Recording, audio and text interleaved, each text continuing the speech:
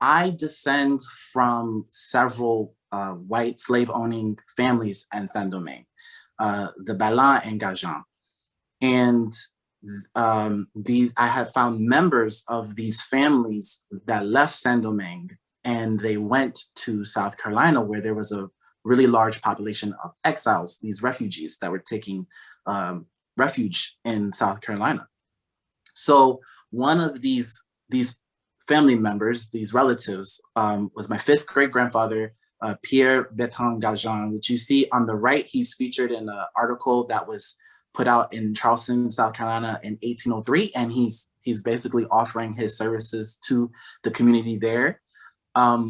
These people that came to South Carolina, they were not only coming to preserve their own lives, but they were also bringing with them enslaved people from Saint-Domingue with them.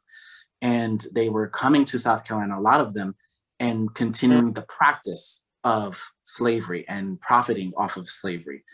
And so while they left Saint-Domingue, they were still having, they had ties to the property that was there, and they lost their property in the revolution.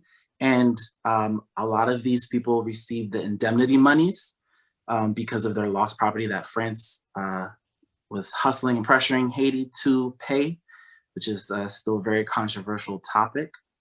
But on the left, you see an excerpt from another fifth great uncle, Theodore Gajan, who actually mentions in his will that he's bequeathing to his living relatives in South Carolina the monies that he receives from the indemnities. So you have in this example how generational wealth was created from the indemnity money to white people in the United States, and we're receiving and continuing to build their wealth off of that. So it's a very interesting story, and it just happens to be relatives I found in my research. It's very interesting. We could go to the next slide. And this is another branch of the family, the Balan. So my sixth great aunt, Elizabeth Charlotte Balan, she had left Saint-Domingue, and this is actually a bill of sale for a slave. And it says on here that it's a Negro boy named Casimir, and she is selling him for $300. And she's selling him in Charleston, South Carolina. So she was born in Mirebalais in Saint-Domingue, had come over in around 1795, 1796, shortly after her husband was murdered in the insurrection.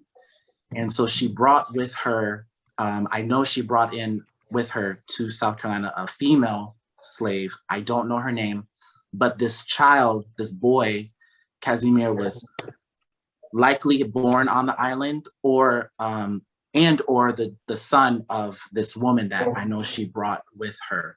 And so you see her in this act, this record of selling him.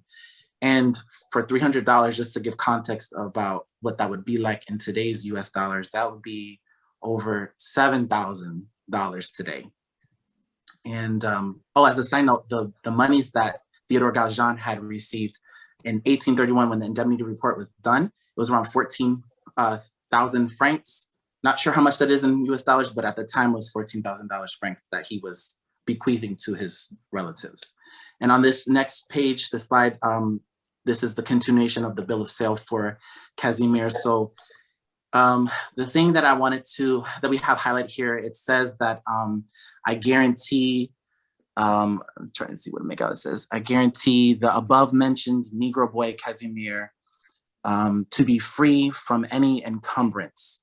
And so what that meant was this boy who was probably younger than 12. You know, he had to have been checked out, examined, and found to be physically fit to be sold, and so that Balan could receive the monies from his sale. So you have, like I said in this example, the continuation of the practice of slavery from those who are escaping Saint-Domingue and coming into the United States. So that's my part.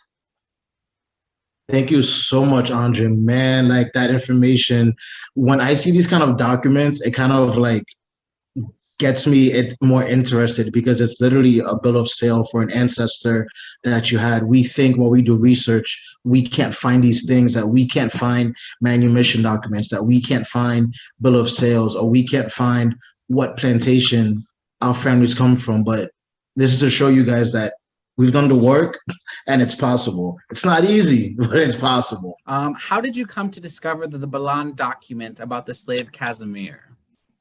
Oh, I had found out through a descendant of the Balan family that lives in the United States, that they had made it to the United States, and DNA had confirmed all that information of the connection. So I just happened to look in, because I knew that they went to South Carolina. So I was like, well, let me look up to see these names in information in South Carolina. And I had access to, I think it's called Fold 3. It's an account connected with Ancestry.